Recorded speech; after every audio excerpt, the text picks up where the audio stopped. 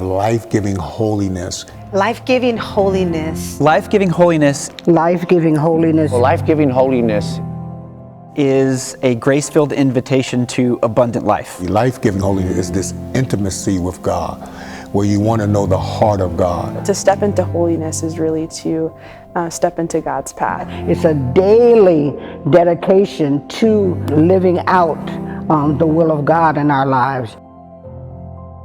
Growing up and being like, oh, to be holy is to be perfect. But I think for a person to be holy or a place to be holy doesn't necessarily mean perfection. Traditionally, I think a lot of Christians have led with what you can't do. You can't do this, you can't do that. Sometimes you have to learn to unlearn to learn again. There has to be a transformation, right, of the caterpillar to the butterfly, where God wants you to see it from a different perspective. It is this invitation to living life the way that God always intended us to.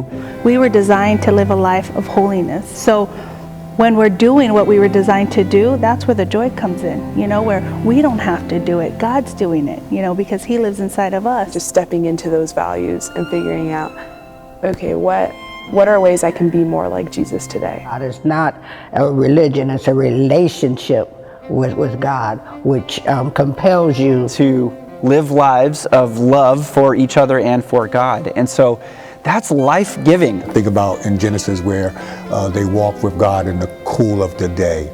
And so holiness for me is reaching my hand out and say, God, hold my hand. It transforms you from being sorrowful to joyful. It transforms your outlook. As Free Methodists, we are a tribe that wants to see the freedom that we experience, experienced by all people everywhere. And so this life-giving aspect of who we are as Free Methodists, I think, is a significant part of the Free Methodist experience.